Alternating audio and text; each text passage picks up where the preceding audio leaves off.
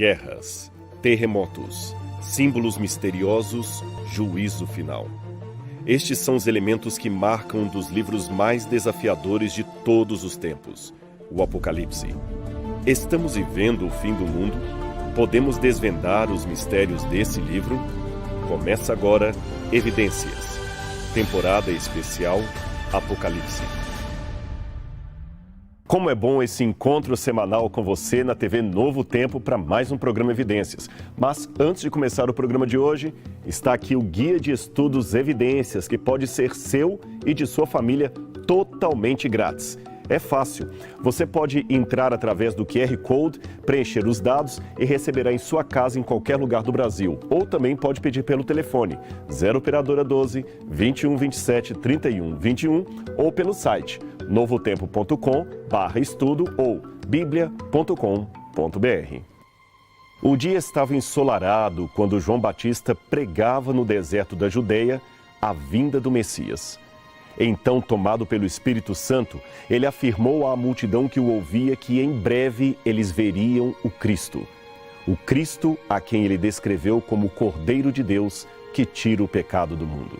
O fato é que, entre os mais diletos seguidores do profeta do deserto, estavam André e um outro companheiro que muito provavelmente seria o próprio apóstolo João, que ainda era apenas um jovem impressionado com a pregação do seu xará, João Batista, e que também estava entre aqueles que aguardavam com ansiedade a chegada do seu Messias. Mas agora, já idoso, o discípulo amado tem uma visão do trono celeste e vê algo que ilumina a declaração que ele ouvira anos antes da boca de João Batista. Ali no trono está o Cordeiro. Mas esse Cordeiro é diferente. Ele tem 7 chifres e 7 olhos, que são 7 Espíritos de Deus enviados por toda a terra. E o mais curioso dos emblemas, o Cordeiro estava em pé, isto é, vivo, mas ao mesmo tempo era como se tivesse sido morto. Chifres na profecia e na cultura judaica, de um modo geral, sempre simbolizavam força e poder. Esse simbolismo vai se repetir em várias visões de Daniel e Apocalipse. Os olhos, como o próprio texto diz, representam o Espírito Santo. E o número 7, eu já falei, a plenitude. Plenitude de poder, plenitude do Espírito repousando sobre o Cordeiro Messiânico. Quanto à expressão como tendo sido morto, o verbo grego por detrás dessa frase é esphagmenon, que literalmente quer dizer imolado, degolado, isto é, com a garganta cortada. Esta era a forma típica como os sacerdotes imolavam ou degolavam os inocentes cordeiros para o sacrifício. E aqui João está mostrando que Jesus foi injustamente morto pelos nossos pecados, injustamente porque ele não merecia morrer. Mas esse Jesus ressuscitou e está agora ocupando o mesmo trono que Deus o Pai. Mas para entendermos as imagens desse plano, temos que compreender o seu contexto macrocósmico. E para isso é preciso ver os elementos que antecipam a mensagem no texto. Eu vou ler para você o que diz Apocalipse, capítulo 5, versículo 1. Acompanhe comigo. Vi na mão direita daquele que está sentado sobre o trono um livro escrito por dentro e por fora, de todo selado com 7 selos. Que livro seria esse? O indivíduo que o retém em sua mão direita claramente é Deus. Mas qual o sentido desse livro? O que a cena quer nos dizer? Bom, em primeiro lugar, vamos imaginar como seria o formato desse livro. E eu trouxe alguns objetos aqui para facilitar a compreensão desse texto. Em primeiro lugar, será que o livro que João viu na mão de Deus, quando Deus estava sentado no trono, seria como o Códex? Você se lembra, eu já mostrei o Códex num programa anterior, e ele era parecido com o nosso caderno. Ele tinha suas folhas, era geralmente escrito em grego, e aqui a pessoa podia facilmente procurar a passagem que ela estava querendo estudar.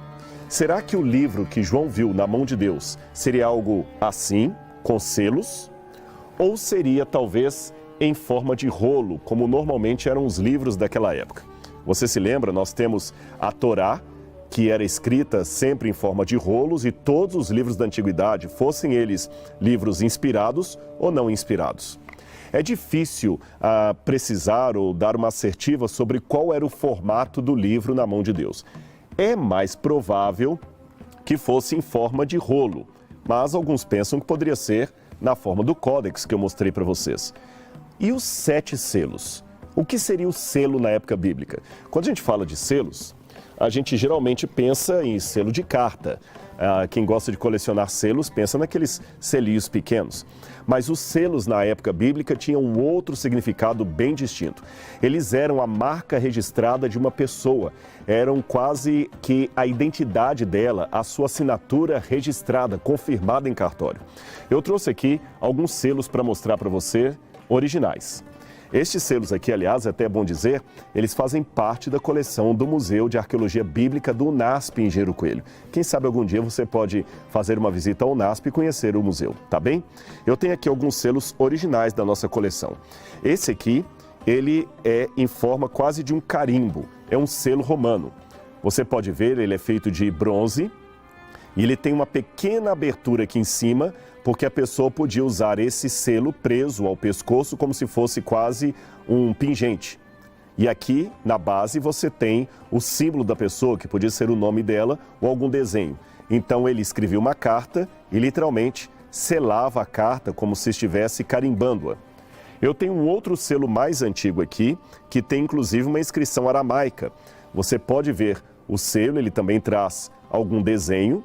E, igualmente, o outro selo que eu mostrei, ele tem aqui também um pequeno buraquinho, onde a pessoa amarrava uma corda bem fininha e levava o seu selo preso à roupa, às vezes até com um alfinete. Como você vê, a importância desses selos era tão grande, que a Bíblia fala diversas vezes de selos, e eu vou dar alguns exemplos bíblicos para vocês. Mas eu quero mostrar mais um selo aqui também, com inscrição embaixo. Normalmente o selo alguns tinham uma dupla linha, o nome de quem era o proprietário, a sua função, e ele carimbava aquele documento que ele queria levar de um lugar para o outro. E este aqui que eu quero mostrar é o que nós chamamos de impressão de selo. Aqui, por exemplo, é uma réplica do selo de Gemaliarro, que é mencionado no livro de Jeremias como um dos inimigos de Jeremias. A impressão de selo é a marca que você deixa numa argila para lacrar, para fechar um documento. Todos esses objetos nos ajudam a entender um pouco o cenário daquele livro que estava nas mãos de Deus. Mas veja, a Bíblia diz que o livro estava selado, fechado, lacrado. Como é que funcionava isso? Eu vou explicar daqui a pouquinho para você. Eu quero mostrar algumas imagens da arqueologia que vão ajudar a esclarecer ainda mais a função dos selos na antiguidade. Preste atenção. Aqui você tem a descoberta da tumba da rainha Puabe de Ur, cidade de Abraão. Ao lado, a imagem original de um membro da corte usando uma capa e nela um selo cilíndrico preso por um alfinete especial. O antigo historiador Heródoto chegava a dizer que era possível reconhecer um nobre da Babilônia por ser alguém carregando um cajado feito à mão e um selo.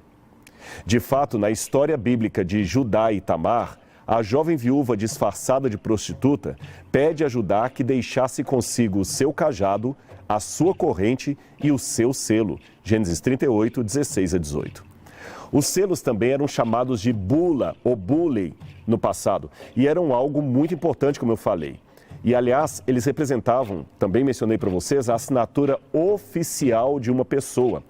Não tinha nada a ver com selo de cartas, como nós temos hoje em dia. Eu vou voltar a falar dos selos quando mencionarmos o capítulo 7 do Apocalipse. Agora eu quero pegar de novo um dos objetos que eu já mostrei para você para fazer uma nova aplicação agora. Esse aqui, olha. Esse aqui é a impressão de selo, ou a bula, como eu falei. O selo, só para lembrar, é como se fosse o carimbo, aqui é o selo, o carimbo, e a bula, ou a impressão de selo, seria a marca que o carimbo dá num pedaço geralmente de argila. Há uma coisa curiosa em Israel, que quando algumas cidades são encontradas, alguns arquivos reais são encontrados, principalmente se houve um ataque militar e aquela cidade foi queimada, o que nós encontramos muito na arqueologia, na terra, são impressões de selo. Por quê? Porque uma vez que a biblioteca ou o arquivo é queimado, os papiros e pergaminhos que eram selados por esses pedaços de argila acabam se queimando. Mas a argila fica mais dura ainda com o fogo e é preservada. Por isso que, embora dificilmente encontremos documentos em papel bem preservados, as marcas de selo são facilmente encontradas. Facilmente em termos, porque você tem que ter olho clínico para ver um pedacinho disto em meio à terra. Mas há selos muito importantes que já foram encontrados e marcas de selos também. Agora, como é que funcionava esse pedacinho de argila? Ele funcionava para selar, para lacrar um documento. Eu vou mostrar para você como é que o documento era lacrado.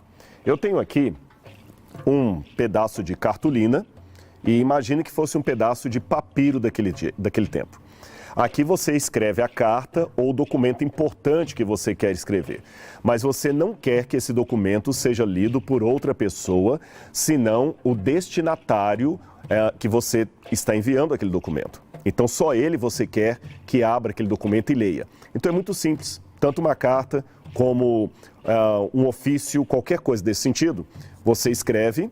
Depois você enrola aquele documento, como se fosse um rolo mesmo, a cartolina está um pouquinho dura aqui, percebem? Depois que você enrola, eles literalmente amassavam o documento. Desse jeito aqui. Não ficava muito bonito mesmo, não. Depois de amassar, você dava uma dobra aqui, outra dobra aqui, fechando o documento desse jeito, e aqui, com uma pequena corda, você enrolaria aquele documento e num determinado momento você vinha com o seu carimbo, o seu selo, e você simplesmente colocava um pedaço de argila molhada aqui e carimbava. Ao carimbar e deixar a argila secar, a argila acaba lacrando ou fechando o documento e a corda. Em outras palavras, a única forma que eu tenho de abrir a esta carta e lê-la é quebrando o selo, e uma vez que eu quebro, eu posso desenrolar, abrir a carta e ler. Esta era uma forma de selar documentos no passado. Havia outras, é claro. O livro que João vê nas mãos de Deus, ele está selado, mas ele tem uma peculiaridade que eu vou explicar daqui a pouquinho. Ao invés de ter apenas uma marca de selo, uma impressão de selo, ele tem 7 selos. E ele também era escrito por dentro e por fora. O que significa isso? Geralmente, também falei num programa anterior, os papéis eram muito caros naquela época, eram artigos de luxo, não era tão fácil assim ter um pedaço de papel para escrever uma carta. Eu também mencionei para você que havia 2 tipos de papel geralmente, o papiro e o pergaminho. O pergaminho, eu tenho aqui um para mostrar para vocês, era feito de couro de animal, era mais caro e evidentemente muito mais resistente. Os pergaminhos ou os rolos eram especialmente usados na sinagoga, onde estavam transcritos ali os textos da Torá. Havia também o papiro. O papiro era feito de uma planta do Egito e era assim traçado e era usado por várias pessoas para escrever livros, artigos, documentos, cartas ou até mesmo algum recado especial. Um rolo normal de papiro ou pergaminho era fabricado em folhas de 25 centímetros de altura. Quando o texto requeria mais de uma folha, colocavam-se as folhas necessárias horizontalmente e com elas formavam um rolo maior ou menor, de acordo com o caso. O texto se escrevia em colunas de 9 centímetros com margens de ambos os lados e 6 centímetros aproximadamente, com uma margem superior e inferior de uns 6 centímetros e 1 centímetro de separação entre as colunas.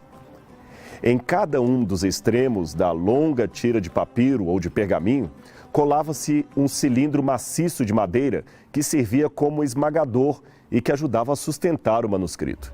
Como você viu nessa imagem, era um tanto até complicado para os padrões de hoje ler um texto. Se você estivesse lendo um texto hebraico, lembrando que o hebraico você lê da direita para a esquerda, você rolaria o texto assim. Se estivesse lendo um texto em grego ou em latim, seria ao contrário. Assim como nós escrevemos hoje. Assim também eles liam nas sinagogas, nas casas de estudo e transportavam seus livros de um lugar para outro. Era um tanto complicado. Mas os judeus tinham uma reverência muito grande para com a palavra de Deus. Tanto é que eles evitavam tocar com o dedo nas letras da Torá. Para isso, eles precisavam usar um pequeno apontador. Esse apontador era chamado em hebraico de iad, que quer dizer mão. Na verdade, era um ponteiro usado no acompanhamento do texto sagrado durante a leitura sagrada da Sefer Torá.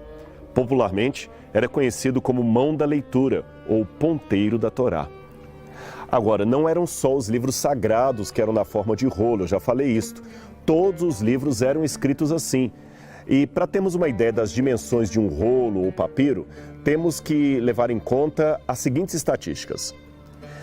Vamos supor as cartas de 1ª e 2ª João, Judas e Filemão. Estas podiam ser escritas numa folha de papiro. Romanos já requeria um rolo de 2,5 metros, mais ou menos. Mateus, um rolo de 9 metros e assim por diante.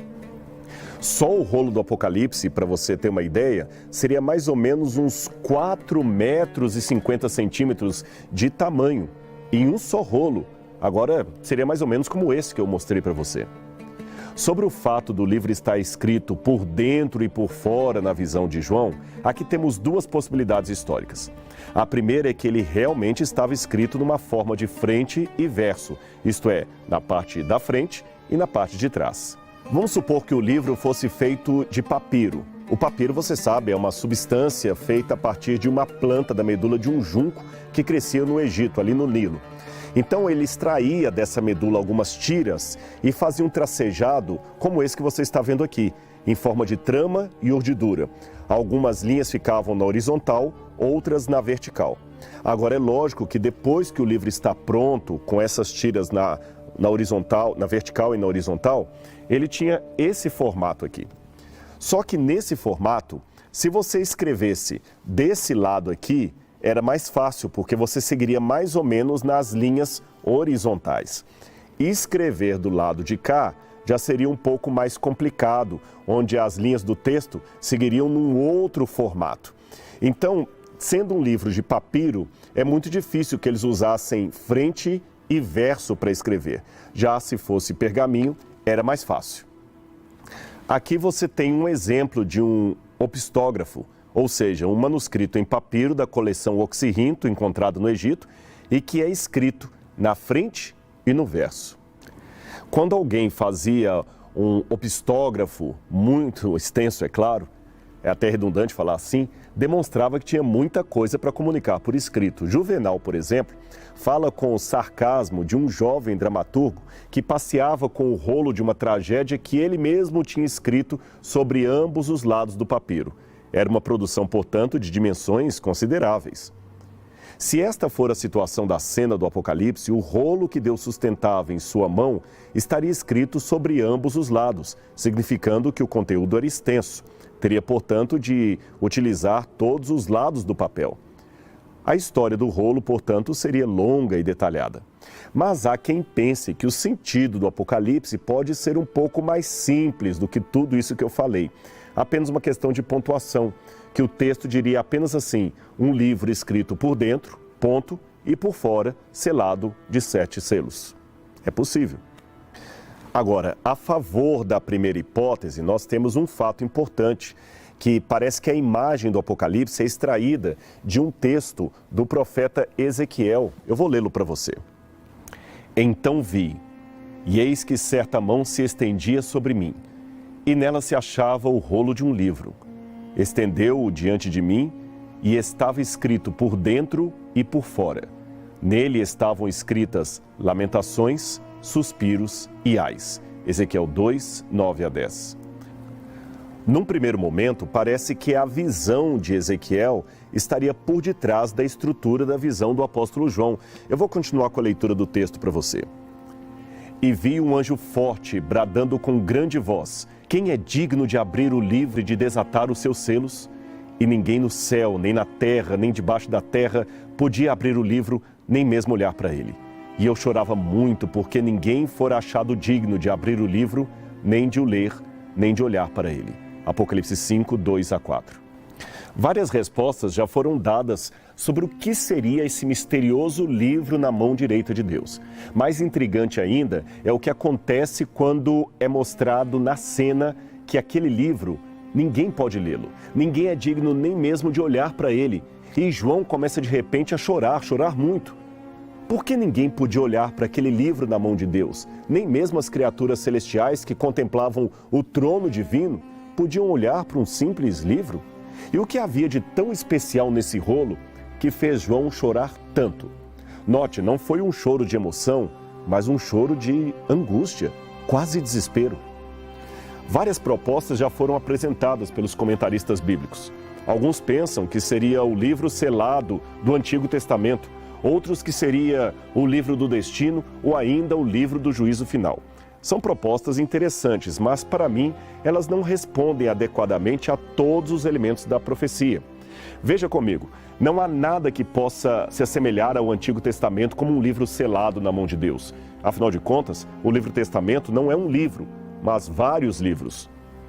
O livro de Daniel, de fato, foi selado pelo Espírito Santo, mas assim deveria ficar até o tempo do fim. Daniel 12, verso 4.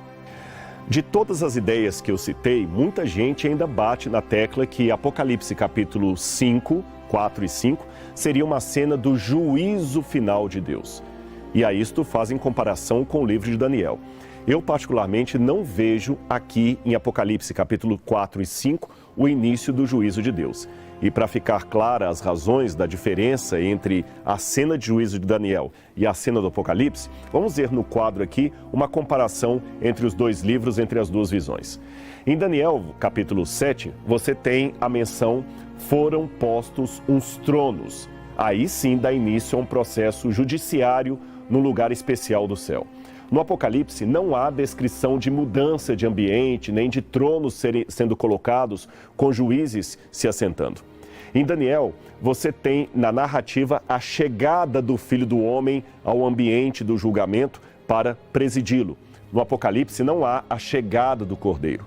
Ele simplesmente é visto ali no trono como se já estivesse lá desde o princípio, mas talvez João não tinha ainda se apercebido disso.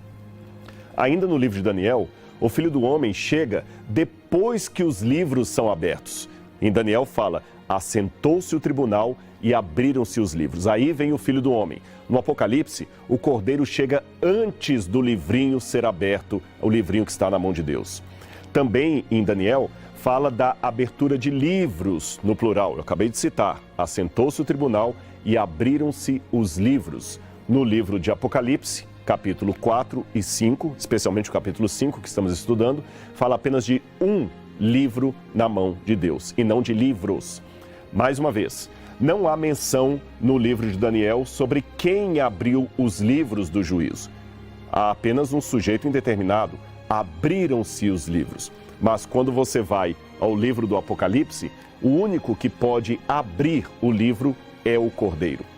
E mais, no livro de Daniel, os capítulos sempre expressam uma natureza judicativa ou judicial muito clara. Nós não temos isto no Apocalipse. A ideia mais judicial do Apocalipse vai aparecer apenas no capítulo 20 em diante.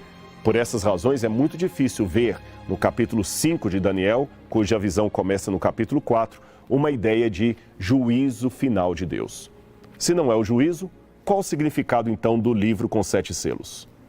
Mas ali fala de um livro com 7 selos e o ambiente é mais carregado que o final do livro de Daniel. Não se trata de não compreender o livro, mas de nem poder olhar para ele. Eu também acho muito difícil interpretar esse livro da mão de Deus, de Apocalipse capítulo 4 e 5, como sendo o livro do juízo final. A visão de Apocalipse 4 e 5 é muito diferente da visão de Daniel capítulo 7, por exemplo, que claramente é um texto judicial. Aqui não parece estar falando disso. Acrescente-se a isso o fato de que a ação do Cordeiro Cristo inicia-se por abrir os selos e no capítulo 6, verso 10, temos os mártires clamando por um juízo que ainda não começou. Compare esse verso com Apocalipse 20, verso 4. A hora do juízo, isto é, o início do seu tempo, só é anunciado mais à frente no livro do Apocalipse, no capítulo 14, verso 7. Bem, já que essas propostas, apesar de interessantes, possuem certas dificuldades textuais, que sugestão ainda hipotética eu poderia apresentar? Talvez a arqueologia nos ofereça uma pista. Os antigos eram muito meticulosos em fazer contratos. Esse, por exemplo, é um contrato de casamento judeu encontrado em Elefantina, Egito, e datado do 5º século a.C. E este é o contrato de compra e venda de uma propriedade. Agora você imagina, Se havia esses documentos públicos, é claro que deveria igualmente haver um arquivo público, uma espécie de cartório para guardar esses documentos tão importantes. Igualmente, deveria haver uma segurança para que os mesmos não fossem violados. E essa segurança era exatamente o selamento do documento. Como você já viu nesse programa, o selo era uma espécie de identidade especial, especialmente de alguém importante. Seria mais ou menos como uma assinatura autenticada com firma reconhecida. Então, se eu estou, por exemplo, com um documento que valida a compra de uma casa, esse era firmado, assinado e depois selado para ser arquivado. Ele só seria aberto em caso de necessidade. Ou seja, selos não eram apenas usados em cartas enviadas para garantir que o conteúdo chegasse intacto ao destinatário. Eles também serviam de documentos públicos oficiais. Funcionava assim. Suponhamos que eu comprasse uma propriedade na mão de alguém. O contrato de compra e venda era firmado e selado, isto é, lacrado perante autoridades públicas. Esta forma iria o documento para o cartório e se no futuro alguma das partes reclamasse o direito à propriedade numa briga judicial ou mesmo se alguém quisesse vender o terreno, as partes iriam até o juiz, ele mandaria trazer o arquivo ali do arquivo público, quebrar o selo, abrir o documento e assim ler a transação legal que foi feita. Veja esse manuscrito encontrado em Oxirrinco, no Egito, e datado do 4º século de nossa era. Trata de um diálogo de abertura de um testamento. Ele diz assim: o testamenteiro diz ao secretário: na presença de quem você fez o testamento? O tabelião responde: os signatários. O executor pergunta: quantos signatários existem? O tabelião responde: 7, e 4 estão presentes. O executor diz que os 4 subscrevam e reconheçam os seus próprios selos. Talvez aqui esteja o sentido da visão de Apocalipse capítulo 5.